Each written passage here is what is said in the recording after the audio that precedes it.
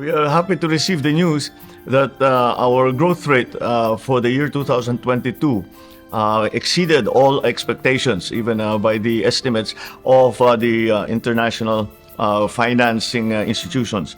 And we are holding it at 7.6%. However, for 2023, we still have the problem of inflation, which means there is still a problem of certain sectors of society and of the economy have yet to enjoy the benefits of that growth. And that's why inflation is something that we are attending to. We anticipate that within the end of the second quarter, the inflation rates, especially for agricultural products, will come down. Hopefully, as has been forecast by our central bank, the inflation rate by the third, fourth quarter of this year will come down to 4%. We must maintain, however, that growth rate. And that is why it has become so important for us to go out and to attract investment into the Philippines, because that is the only way for economic activity to increase and therefore to grow the economy. So I think that we are headed in the right direction. We still have some interventions that we will have to apply. But nonetheless, we are weathering the shocks from the international economic situation, and we are starting to see that the economy is moving in the correct direction.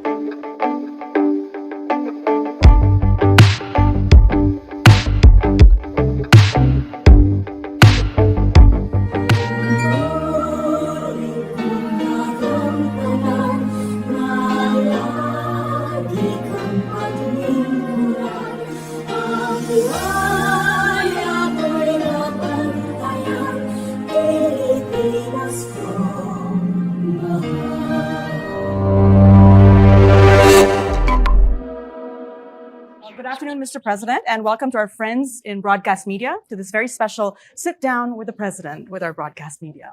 So today, the President will be entertaining two questions from each of you, and let's get started. We have Ms. Karen Davila of ABS-CBN News. Good afternoon, Mr. President. I'm Karen, and thank you so much for doing this.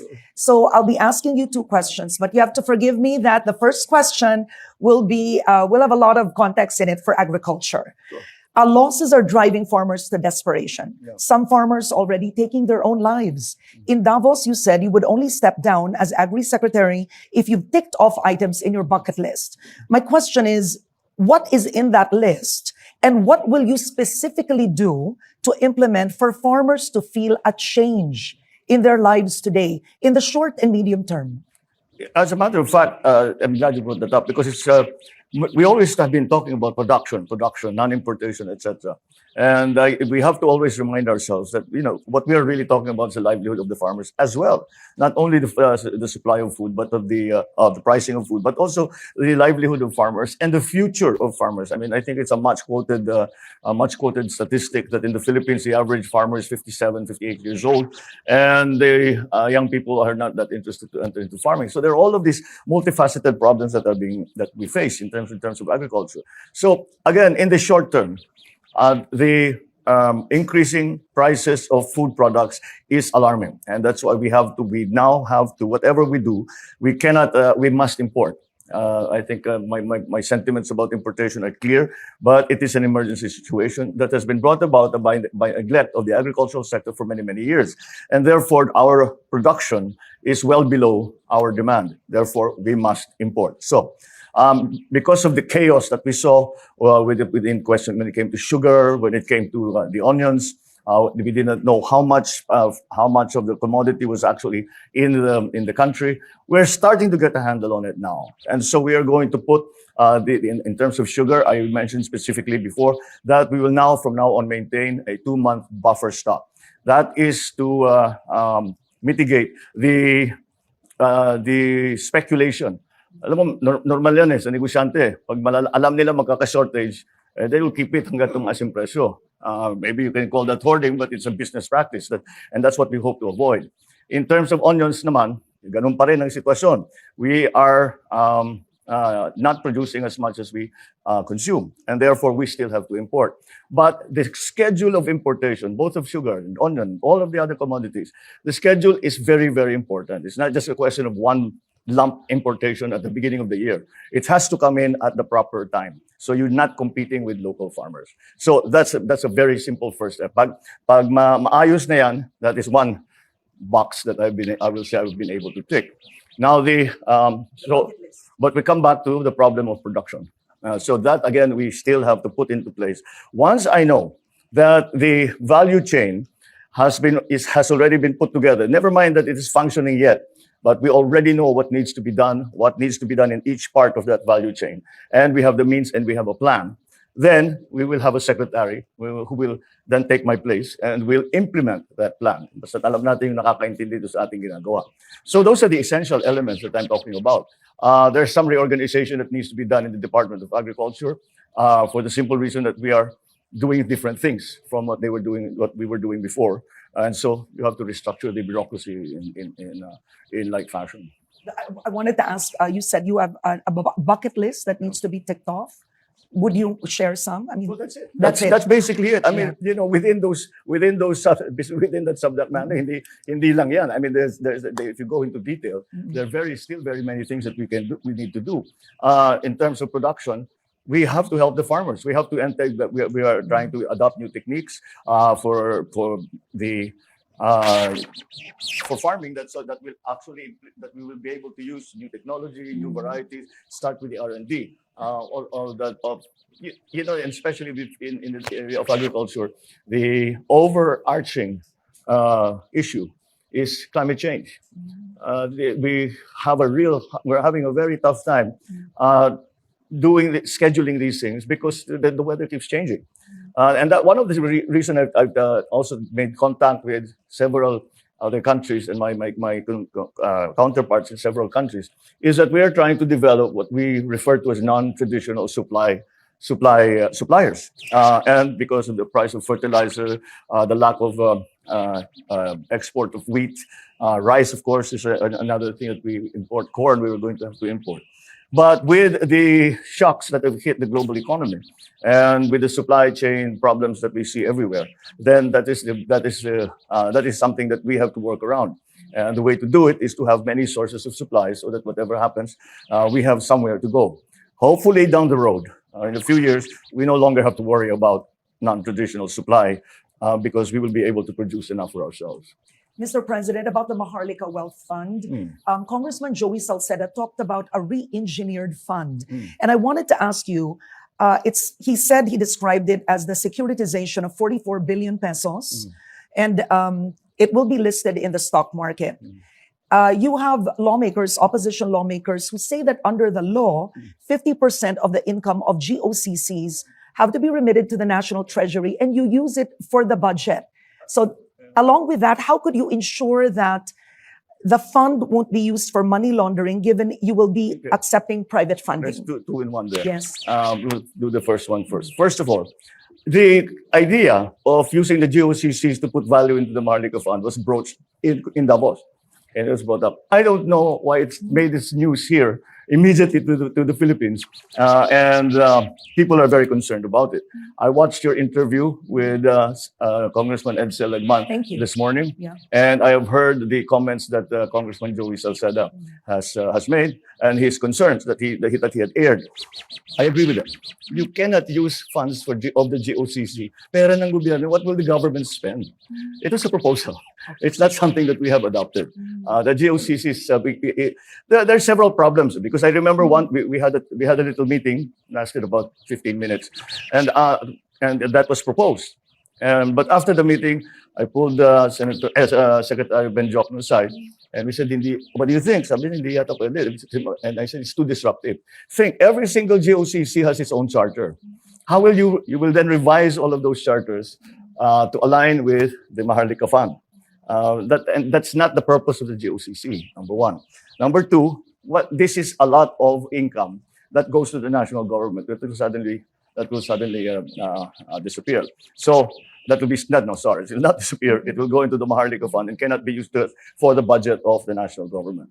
And we have many things that we would like to appropriate in the coming years, and we will need those funds. So I don't think that's a viable proposition, at least not for us.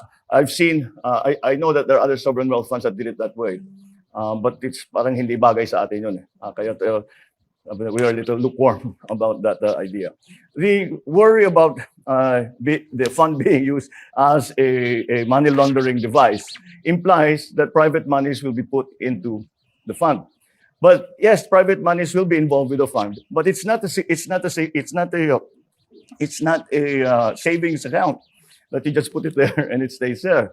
No, what will happen is the Maharlika Fund will serve as the seed fund for the sovereign wealth fund, and the 40 billion, 30 billion, 40 billion, whatever it may come to at that point, is going to serve as a seed money for the fund. Now, whenever we come into partnership, we do a G2G with Japan, for example, or we do a PPP with some big outfit, then that is only the time that the monies come into the fund to be used for the program. Hindi yun basta, o sige, bigyan niyo ako ng ilang bilyon dolyar, tapos lalagay lang yun, akong bahala na dyan. It's not like that at all. And in fact, even on our end, we will only deploy funds when there is a very specific project to be paid for. So money laundering just won't come into it. Okay, thank you very much, Ms. Karen Davila of ABS-CBN. Next, we have Ms. Cheryl Cosm of TV5. Good afternoon, Mr. President. I'm Cheryl Cosim, representing TV5. And sama ko na rin po yung 1PH and 1 News. So, ibig sabihin ba nun, 6 questions pwede? I'm just... Galing negotiator. Okay, my first question concerns the positions in your administration. First, just a little over a month ago, you granted former PMS Chief Naida Angping's leave after she asked for personal time for herself and her family. What made you appoint her as ambassador to France, considering she never held any diplomatic post before this? And who will replace her? Well, I need to use this? Very Sir, good. Okay, okay. well, the situation with then Secretary Naida Angpin was that it was a personal decision on her part. She had some personal issues that she had to work through, and she said, "I cannot do my work while I'm having to go through this, and that's why I need to go and think about it." And she came back and she said, "Maybe I can just find something that will not that I will be able to handle." And I said, "What do you think?" And she said, "If you could appoint me to a diplomatic position." She has not held formally a diplomatic position, but she has been working with the Foreign Service for years and years and years. Tao yan ng uncle ko.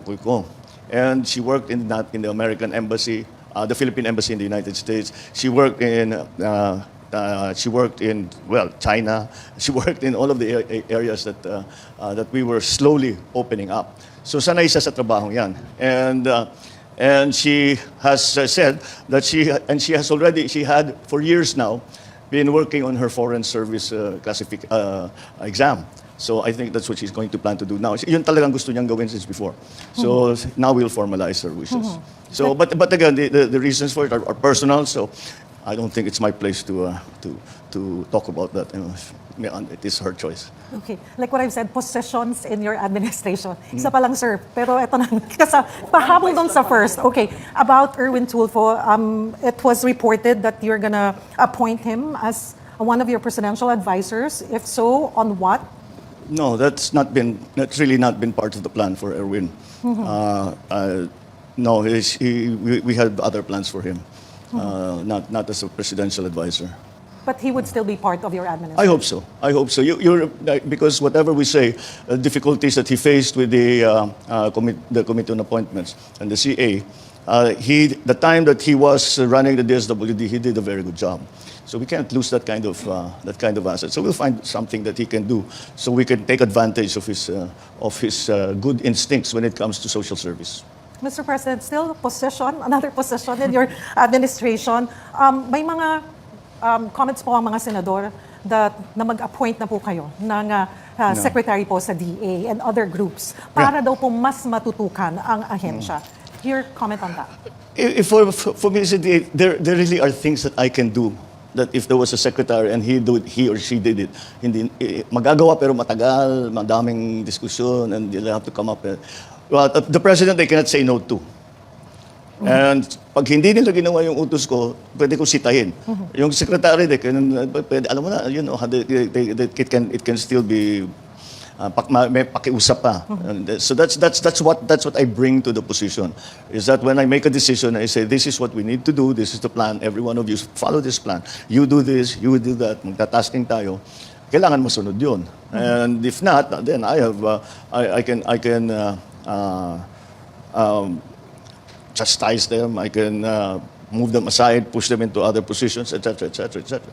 But generally speaking, if the president asks you to do something, they'll do it. If somebody else will do it, they may do it, they probably do it, but they may not. So we want to take that wiggle room out of that system. And this is my second question, Mr. President. Just a few weeks after your visit to China, Chinese Coast Guard drove away Filipino fishing boats in Ayungin Shoal. What message does this give you? And what happened to President Xi Jinping's promise for a compromise? Well, we haven't come to that compromise yet. And if the timing of what we refer to as shadowing, is what they do is they shadow our fishing boats. And so that incident happened right after I had returned from China. So we have immediately used with that thing, that mechanism that I talked about. Sinabi, we can even immediately contact the Chinese government, and hopefully, though our counterparts on the other side can bring to President Xi's attention this problem, and we have done that. But that does not preclude us from continuing to make protests and continuing to send note verbals concerning this. But this is a long process because it is something new. I just hope we can come to some kind of arrangement, because I cannot see the utility for the Chinese of doing that. These fishing boats are not armed; they don't pose a threat to anyone. So I think that is something that we can achieve in the near term. Thank you, Mr. President. Thank you, Cheryl Cosm of TV5. Next, we have Nelson Lubao of Net25. Magandang hapon po. Good afternoon, President po. Nice to meet you in person po. Ang aking pong katanungan ay marahil ay katanungan din ng mga simpleng mamamayan tungkol sa inyong foreign travels. Ang una po ay yung binanggit nyo na ang Pilipinas ay naging bahagi na ng tinatawag na BIP Club, Best Performing Economies in Asia. Paano po natin ire-reconcile yan dun sa iniisip naman ng karaniwang tao na pagpunta niya sa palengke, mahalang sibuyas, mahalang iba't iba pang presyo ng bilihin, tapos tayo ay best performing economies, Mr. President? Dahil yung inflation ang pinag-uusapan. Isang aspeto lang yan sa ekonomiya. Kaya yun talaga problema, totoong problema yan. Dahil bumababa na ng konti dahil nagpapasok na tayo ng sibuyas, nagpapasok na tayo ng asukal. So kahit paano, the supply will feed the demand at mababa ang presyo. Kaya yun ang para sa akin ay the reason na tinitignan ang Pilipinas na magandang performance dahil sa ibang bagay. Okay. Kasi maghanap ka ng bansa na 7.1% ang growth rate, na bumaba ng 4.2% ang unemployment rate, na mas mababa ngayon kaysa sa bago ng pandemya. Ibig sabihin, nakapag-create tayo ng halos 2 million jobs mula noong 2020 hanggang ngayon. At yung pati yung peso, medyo tumibay na. Kaya alagay ko, yun, hindi lang ang inflation, kasi lahat naman ng ibang bansa, ganyan din ang inflation. Kaya kung titignan ninyo, ay sasabihin, ito yung mga ibang bagay na kaya't matibay. Kaya nabuo, gumawa. Kasi wala namang VIP noon . Nangyari lang yan dahil nagpe-present tayo doon sa Davos at marami tayong pinakita, marami tayong paliwanag, marami tayong diskusyon sa kanila. Sabi na kasama na kayo doon sa grupong yun, Vietnam, Indonesia, and Philippines. So sa Asia, yun ang tatlo na uunahin nilang tignan as investment destinations. Pero ito pong performance natin sa ekonomiya ay siguro in the following months or days mararamdaman din ng karaniwang mamamayan. Oh, siyempre. Hindi naman kasi basta magpasok ako ng ilang tonelada ng sibuyas, bukas bababa na yung presyo. It has to go, dadaan pa sa sistema yan. It takes a little while. Pero hindi naman ganun katagal. This year talaga, yan ang problema kung hindi nagpapatulog sa akin yung inflation . That's what I lose sleep every night over, is how to bring down inflation. So I'm determined to make sure that the inflation starts to come down in the first quarter and mag-normalize na pagkatapos nun. Okay. Second question ko po, foreign travels din. Ang puna naman ng iba, bakit ba ang Pangulo ay travel and travel? Ang dami namang problema sa bansa. Ano ba ang, sa tingin po ninyo, mahal na Pangulo, yung travel ninyo na talagang merong immediate effect sa mga Pilipino? Ay, hindi, proseso yan. Matagal. Proseso yan. Hindi yan yung pupunta ka tapos kakausapin mo yung korporasyon, nagustuhan ka. Ito malaking pera, sige sa'yo na. Hindi ganoon. Magpapakilala muna tayo dahil pagka hindi tayo bumiyahe at nagpakita diyan sa mga conference na yan, hindi tayo iniisip. Wala sa isip nila ang Pilipinas. Siniisip lang nila, dito tayo sa Vietnam, diyan tayo sa Indonesia, o doon tayo sa China, doon tayo kung saan-saan. Hindi Pilipinas ang iniisip. Kailangan natin ipakita ang ating ginagawa para naman mapaganda ang potential na investment nila na dadating na dito sa Pilipinas. Yun ang yun ang halaga ng mga biyaheng yan. At hindi lang yun.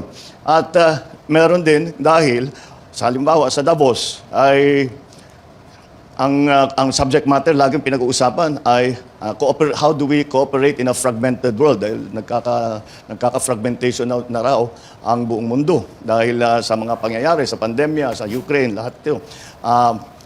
Paano ngayon natin ibabalik ang kooperasyon? Dahil naman sang-ayon naman lahat sa pag-iisip na ang kooperasyon na sa bawat bansa ay mahalaga at hindi kakayanin ng kahit sinong gaano kayaman na bansa na nag-iisa.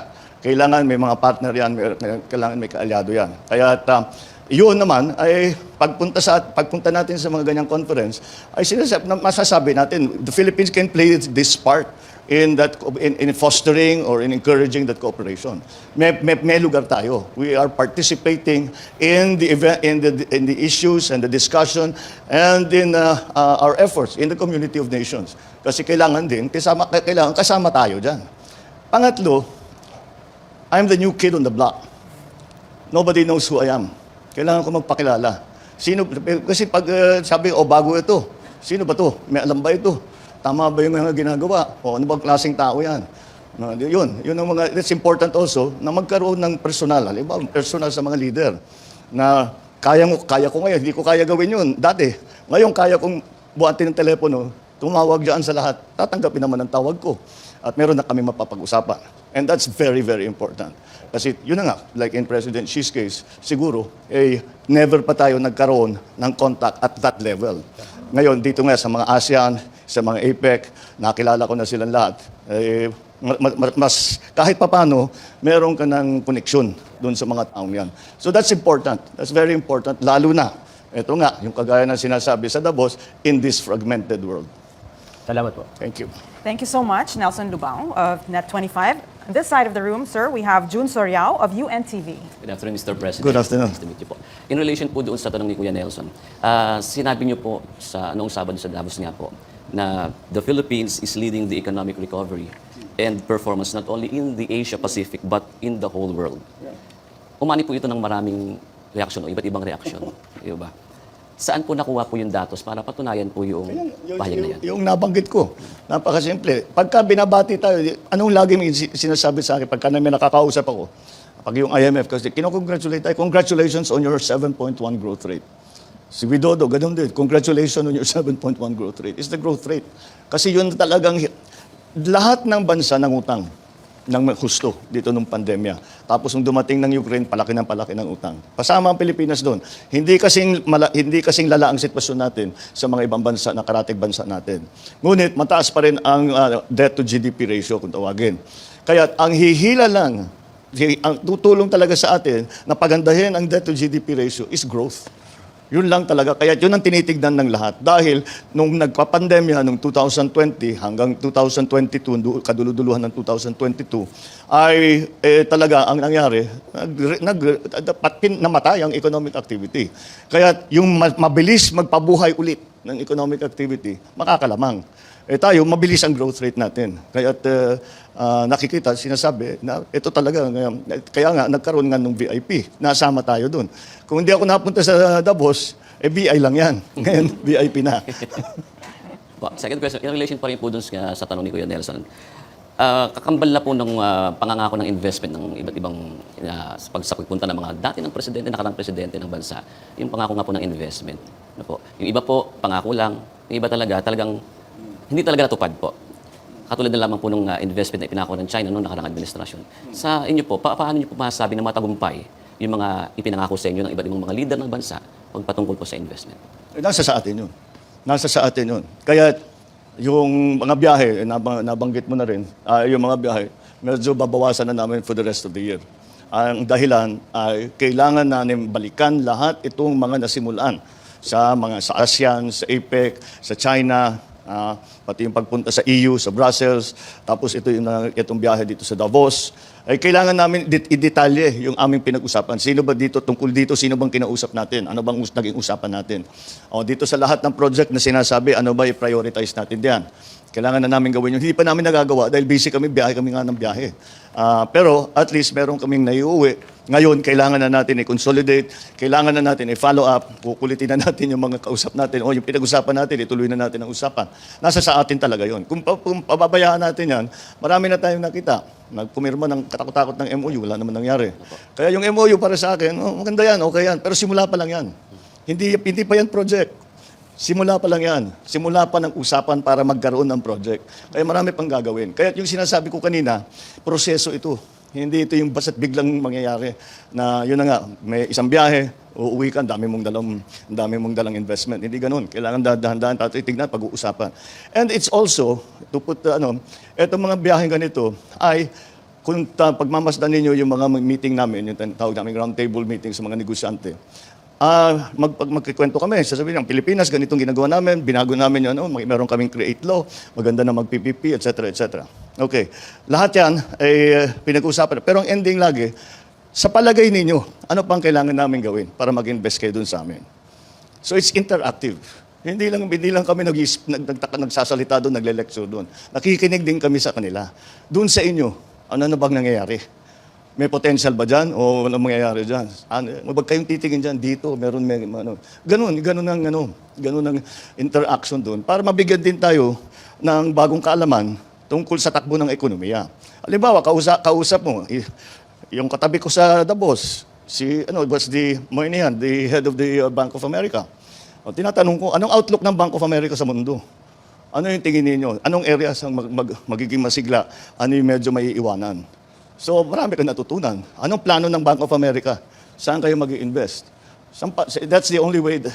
Kung hindi, at nangyari yun, nakausap ko ang head ng WTO, head ng IMF, ang head ng World Bank. Tungkol nga dyan, ina-analyze ko. Ano ba talagang nangyayari? Ano sa palagay ninyo mangyayari? Saan tayo pwedeng umasa? Saan yung medyo mahina ang pagbago? So, it's a whole process, but they learn about us, but we certainly also learn about them. So that's also very important. Thank you very much po. Thank you. Thank you, June Soriao of UNTV. Next, we have Mela Lesmoras of PTV4. Hi, good afternoon, Mr. President. I'm Mela from PTV4. Sir, follow-up lang po dun sa nabanggit nyo na, yun nga, magbabawas na kayo rin ng biyahe this year. Pero saan-saan po kayo yung mga kumpirmado nyo ng pupuntahan at gano'n ito kahalaga para sa ating bansa, yung mga biyaheng ito? The only one na confirmed sa ngayon, APEC, November, sa States. Pero November pa yun. Hindi, kasi ang dapat naman talaga ang Philippine President, kailangan pumunta sa lahat ng APEC. Importante talaga at maraming talagang napapag-usapan. Kahit yung, kung minsan 5 minutes lang, mag-uusap kayo. Pero mula doon, meron na, bigbigay na kayo ng number. Pwede mo nang tawagan, pwede mo na i-follow up. At kung minsan, ang nangyayari dyan, kaya kumpleto ang delegasyon namin. Dahil pinasabi ko, kung ano pang mangyari, kailan handa tayo, nandyan yung sekretary na dapat magtrabaho. Nandyan yung staff niya para gawin na yung papeles, hindi na mag-aantay na pag-uwi ng Pilipinas. Nandyan na lahat. Kailangan kompleto. Kasi itong mga biyaheng ito, 2 araw yan eh. 2 araw, mahaba na yung 3 araw. Ang dami mong gagawin doon sa 3 araw na yun. Kaya kailangan kompleto na kompleto ka. And that's why that we have tried to be very ready for that. The APEC, again, is one of those that I really have a Philippine president should really attend. Because it is the relationship, essentially, between ASEAN, the Philippines, and the rest of the world. And those are very, very important relationships. So, sa ngayon, yun pa lang na confirm November, APEC. Opo. Sa San Francisco ata. Opo, and sir, kasi for my second question, about naman sa Maharlika Investment Fund ulit. Ngayon kasi nagbalik sesyon na ang Kongreso. Ano po yung mensahe nyo sa Senado? Kasi nasa kanila na ngayon yung bola patungkol dito sa MIF. At kailan nyo po ba target itong maisabatas mismo? Ang message ko sa Senado, suriin ninyo ng mabuti. para maganda yung batas natin. Suriin ninyo na mabuti. Siyempre, sa mas maganda na matapos sa lalong madaling panahon. Pero hindi naman dapat imadali dahil napaka-importante lahat ng mga bawat salita na ilalagay mo dun sa batas na yun. May kabuluhan yun. Hindi mo basta pwedeng, tama na yan, okay na. Kailangan talagang pag-aralan na mabuti. Malaki naman ang tiwala ko sa mga senador. Alam naman nila yung kanilang trabaho. Pag-aaralan talaga nila na mabuti yan. And that's the process. Tama yun. Tama yun.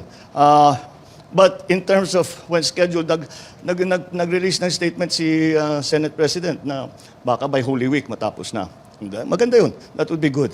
But ako sa akin, mas importante na maging tama kaysa maging mabilis. So kailangan gawin nating tama. Kahit na lahat naman masyadong matagal eh. Pero basta makuha, we have to get it right. We cannot make that getting it wrong will be a very bad mistake. Okay, maraming salamat po, sir. Thank you. Okay, thank you so much, Mela. And we have Rico Hizon of CNN Philippines. Hello, Mr. President. Hi, Rico. Rico Hizon, CNN Philippines. Tinanong niya yata lahat ng mga tanong na gusto kong tanongin ng aking mga fellow anchors. I'm sure na may isip ka. Mr. President, I have been an OFW for 25 years. Hong Kong, London, and Singapore. And having worked with 2 global news organizations, I've been exposed to the best practices of various governments in the region and around the world. Good governance, transparency, and accountability. The Filipino people really want to know, from your 8 overseas trips in the last 7 months, how much have you spent per trip? Indonesia, Singapore, when you went to Europe, to China, and here in Davos, and the number of people in your official and unofficial entourage list. Para lang klaro po sa ating mamamayang Pilipino. Well, I don't have the figures. I'm sure their figures are somewhere. But Pero will it eventually be revealed, Mr. President, for the Filipino people? Once we've calculated everything, because this last trip, of course, was we just finished during the weekend, and we came back on Saturday. So on terms of the cost, the way I see it, you have to look at it as ROI. Do we bring something back or do we not? If you say, I don't know, as I said, I don't know the exact figures of the costs and everything. But for example, we came back from China with pledges of 22 billion. Let's say we get actual out of that 1 billion. Bawing-bawi lahat ng 8 trips. Finished. That's the idea. And we did not only go to China. We went to Davos. We went to the EU. We went to ASEAN. We went to APEC. So in each of those, many pledges were signed. And as I said, it is up to us. Now, the measure of success will be, the cost benefit, very simple. How much effort did you put into it? It's not just the money. It's the time that you put into it. It's the time and the effort that goes into it is really, that's what I was trying to explain earlier. The reason that we have everyone on the delegation. Actually, the official delegation is just myself and the cabinet ministers. Then they have staff. So the rest are security. And the others that have been accompanying me are actually private sector. They don't actually fly with me. They go there on their own. Although they are included in our meetings, and they have their own meetings on the sidelines as well. So again, the way I approach it is ROI. How much did you spend? How much did you get? And again, as I'm saying, if we get just one of the MOUs, isa lang. Napakahina naman natin if isa lang ang makuha natin. Hindi namin ginagawa trabaho namin kung yun lang isa lang makuha natin. But sabihin na lang natin, isa lang ang makuha natin. Bawi na lahat ng trip ko. Pero Mr. President, sinasabi rin ng mga kritiko that no matter how the government tries to invite investors to the country, but if there's a lack of transparency, accountability, the country does not really invite confidence. I fully agree. So we will have transparency. Ililista ba ninyo yung gastos, Mr. President? So there will be accountability and transparency in everything that we do. That's axiomatic. Who's going to argue with that? That is one of that. But it has not been an issue that the private businesses bring up. They bring up ease of doing business. They bring up the cost of energy. They bring up the problems of legislative guarantees. Ang legislative, lalo na sa PPPs, legislative guarantees, ibig sabihin na sa gitna ng project nila, papalitan yung batas, hindi nakikita yung project nila, pero pilit pa rin silang tapusin. Yun, yung mga nangyayari daw. Yan ang mga yan ang rinireklamo nila sa Pilipinas. So The critics will have their say. But those who are actually contemplating putting good money into the Philippines have other issues. That is not, accountability and transparency is not an issue. Mr. President, you talk about the ease of doing business. You talk about power rates, which is one of the highest in Asia. Not anymore. Not anymore. No, Europe is the same now as us. But what are your plans during your administration to bring this down together with the private sector? Because that is one of the issues that is being raised by many investors around the world. Before, medyo number 2 na lang ngayon. Dati number 1 talaga. Kasi hindi lang itong administration na ito. Oh, Even the no, past administrations have always been promising. Yeah. Let's improve the ease of doing business, So, the bureaucracy. The bureaucracy has to be streamlined. The ease of doing business is because we're talking about trade. So the digitalization is going to be a very important part of that. We have to digitalize customs. We have to digitalize all of these collecting agencies so that the BIR, even the central bank, the payments can be made over the internet. All of those things that we don't do now. We have to remove the discretion. It's just kung gawin, the thing is to lahat ng kahit wala kang kausap na tao, nagagawa mo yung kailangan mo, makuha mo yung lisensya mo, makuha mo yung permit mo, makapagbayad ka nung whatever it is, ng fee, whatever it is to get your papers, whatever it is. So we came up against a very disturbing finding here in the Philippines. The ordinary Filipinos who have connectivity talk to every aspect of their lives through the internet, to the school of the children, to their business, to their friends. And the only entity that they do not talk to over the internet is the government, because the government is not digitalized. So let's digitalize the government, and that will take us a long way to helping in the ease of doing business. Now, the problem of energy is a very major one. It's a very major one because at the bottom of it is simple. The supply of power, the demand for power far exceeds the supply that we are producing. And there's also a problem in distribution, which is why the prices are so high. That has to be fixed also.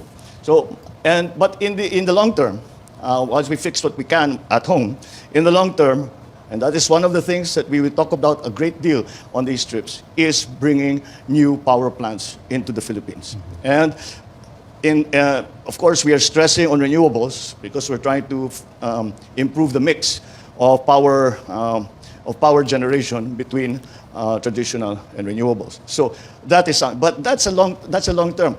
Anything anything this government starts, we will not see the end. Ang nuclear power plant, 6 years, 7 years. Ang floating wind turbine, 6 years, 7 years, ganun din. Anything is 6 years, 7 years. But we have to start. So that's what we're planning to do. We will start.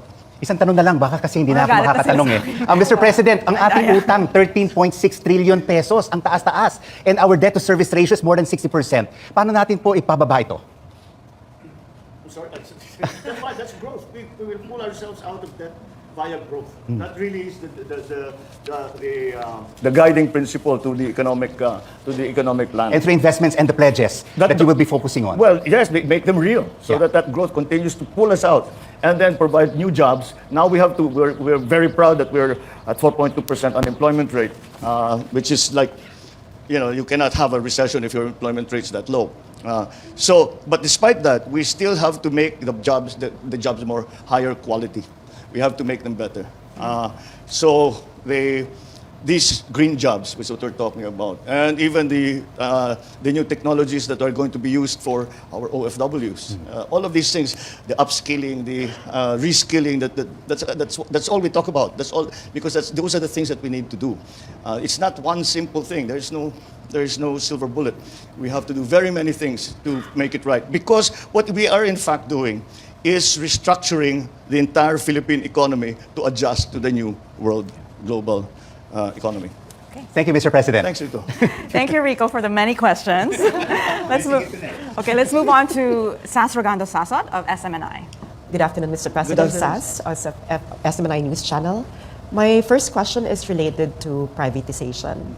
Earlier this month, Department of Transportation Secretary Jaime Bautista revealed that you have plans to privatize the operations of NAIA. And as we all know, privatizing government assets has been a very contentious issue in our country. For example, the predecessor of your father, former President Corazon Aquino, has been lambasted for privatizing a lot of government assets. We have no plans to privatize anything. Okay. There's no plan to privatize anything. we rather we do the opposite. No, when Secretary J.B. Bautista was talking about that, I think maybe he misspoke or he was misinterpreted. But you cannot privatize an airport to begin with. They cannot own the airport. No, a private firm cannot own the airport. At best, kasi nagkakaproblema tayo dito sa airport. At again, in New York, meron kaming nakilala, the group that runs Gatwick Airport, they run London Airport, they run several big airports, that we're asking them, what can they do? Can they come in and help us so that we can increase the traffic through the Manila Airport? And they said they could. And so they're coming, they were here last week and to look at the operations of the airport, and especially since we had that problem in New Year's Day and this recent outage with the UPS. So at most, we will have a management contract. Come in and manage the airport.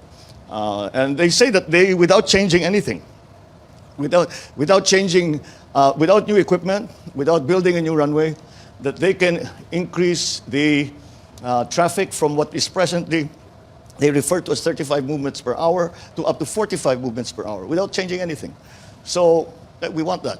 And those skills can only be had from this group. And well, no, there are several groups, but they can be had from the private sector group who have huge experience in running ports and running airports. Mr. President, my second question is about foreign policy.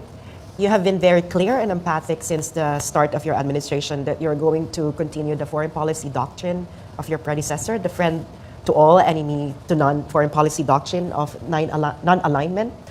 My question is related to how further you're going to possibly refine or operationalize this doctrine. Does your administration see any opportunity in, for example, deepening engagement with the non-aligned movement, especially now that superpower rivalry, especially in our zone, might be intensifying sometime in the future? Well, that was very much in response to the Cold War and the slow dismantling of the organs of the Cold War, if that's what you want, if that's how you want to put it. And that is why that non-aligned treaty was created between several nations who said that we no longer subscribe to the notion that we as a country must choose to side with one superpower or another. And that is precisely what we have undertaken. And that is exactly the position that I have taken in terms of foreign policy. Although, this came up again in our discussions in the conference, is the question that was asked was very, very actually thought-provoking. Will geopolitics finally kill globalization? Because geopolitics is pulling people apart and all these aggruppations are being pulled apart. And the general conclusion is that countries realize that alliances are important. In fact, they're more than important, they're necessary. Nonetheless, these alliances do not mean that we are, within the sphere of influence of any great power. As a matter of fact, in ASEAN, we all came to the agreement that at the very least, in ASEAN, in the Asia-Pacific region, the future of the region must be decided by those in the region, not by some outside power. And so I think the idea, I do not know of any formal meetings or conferences of the non-aligned nations. They used to have them. They don't have them very much anymore. I don't know about that, but we are very much in the spirit of that treaty. We are very much part of it in the sense that we continue to walk that very fine line between two great superpowers who are surrounding us, both physically and geopolitically. Thank you, Mr. President. Thank you, sir. Okay, thank you so much, Sas Reganda Sansot of SMNI. And last but not least, we have Ivan Mayrina of GMA7. Mr. President, good afternoon. I'm Ivan Mayrina. I represent GMA Integrated News. Before I proceed to my two questions, I'd like to ask a follow-up question from Cheryl's question earlier about the latest incident in Ayungin Shoal. Mr. President, how do you intend to resolve the seeming disconnect between what gets agreed upon at your level, at the top level, and what gets implemented out at sea? I know you said there is no compromise yet, but in the meantime, our fishermen are being prevented from engaging in their livelihood. Well, I think the actions that are needed are really from the Chinese side, and that is because we do not send Coast Guard boats into what we consider their waters or international waters. They stay within Philippine waters. And so that hopefully, as I said, the reason that it was important for me, let me clarify what we talked about with President Xi. And it was very simple. I said we have to raise the level of discourse between the Philippines and China. Now, we already have a bilateral group that's working on issues about the South China Sea. Now, my proposal is that we bring that bilateral group to a higher level. It's a sub-ministerial level ngayon. So let's bring it to a ministerial level. And I will ask my foreign secretary to be part of it. I will ask my ambassador to China to be part of it. And I guarantee you that if there is any decision that needs to be made, either of those gentlemen can pick up the telephone and talk to me. And within 5 minutes, we will have a decision. I hope that China can do the same. And that is what the President Xi was agreeable. And he said, why not? So he assigned his foreign minister to take care of the details. That's what we're working on now. Now, with the power structure in the People's Republic, I think that if the President Xi, puts out an order that we will not do that anymore, we will do something else, then I think it will be. I think the chain of command is fairly solid. Because again, we will be able to report any violations of whatever agreement we come to. Unang tanong ko pala. Kamakailan po naglabas ng video si First Lady Lisa tungkol sa, naglabas siya ng warning sa mga taong gumagamit daw ng kanyang pangalan para ma-appoint. Apparently, it had something to do with appointments at the AFP. At sinabi niya, pag ginawa niyo yan, sasabihin ko sa asawa ko, huwag kayong i-appoint. My question, Mr. President, is how involved is the First Lady in your decisions with regard to appointments and in your governance in general? Zero. She really has no input on that. The First Lady helps me in terms of the organization, because she's actually very, very good at that. Organizing which office, how the workflow goes, where the documents go through. She's a well-trained lawyer, so she's very good at that. And but that's the extent of it. We don't talk policy together. I mean, she'll comment. She generally say that, that looks good, that doesn't look good, I don't know why you're doing that, that's fine, what a great idea. But that's it. Do you consult her in difficult decisions? Not political. Not political decision. Legal. Oh yeah, legal, I will ask her. I will ask whenever there's a legal question. I'm not a lawyer, so I need an expert opinion. She's right next to me most of the time, so I can turn to her. I am very lucky, actually. I think I have the best legal representation of any president. I have a former Chief Justice as my executive secretary. I have JPE, who is working as a legal advisor to the president. And between all of these experts and legal luminaries, that's the only time that that the discussion may include Lisa. But she doesn't come to the office and sit with us at all. If I have something to ask her, it's usually definitions. Define to me what is the legal definition of this? What is the legal definition of that? When they talk about this, what do they mean? What's the legal concept behind that? It's usually, that's the kind of question. Because she's a teacher. So that's the kind of question I ask her. Last question, sir. Okay. Madalas rin pong isama si Congressman Sandro sa inyong mga biyahe at sa inyong mga engagements. The question is the congressman being groomed as the next Marcos president? Sandro? No. He's not being... We're not grooming him for anything. He's grooming himself. He has decided on this career in politics, and he will handle it the way he does. There's not some long-range plan that one day Sandro is going to be president. He will actually laugh in your face if you tell him that. But no, there's no. We don't think in those sense. He has worked in Ilocos Norte. Even talk of the presidency would be so premature, and it's not something that we plan. I mean, we'll see. I think he has the same attitude as I do. I'll take this as far. I'll do as well as I can, work as hard as I can, and take this as far as I can. Which is exactly what I said. Well, like when people talk about did you plan this to be president? I said, well, I was a congressman. I said, masarap din siguro mag-presidente, no? Governor ba? All these problems na hinaharap ko, maayos ko sana ito kung presidente na ako. Senador, ganun din. Diba? Everybody dreams to be the number one position. But, that doesn't mean that we're plotting, we have this long-range plan. Not at all. Not at all. He's too busy anyway. He has too much work anyway. The reason he accompanies us is because he's an author of the Maharlika Bill, the Maharlika Fund Bill. And sometimes he has, like I had an interview with Financial Times. He took over when it came to the Maharlika Bill because I had somewhere else to go. So siyang nag-explain. Author naman siya, dapat alam niya. So these recent trips, that's the reason why he has been with us. Thank you, Mr. President. Thank you. Well, on that note, thank you so much, Mr. President. Thank you so much. One round lang. Round two. But let's wrap it up. Yeah, thank you so much to our friends in media, our anchors in broadcast media for being here in our sit down with Mr. President. And yeah, I hope you liked it.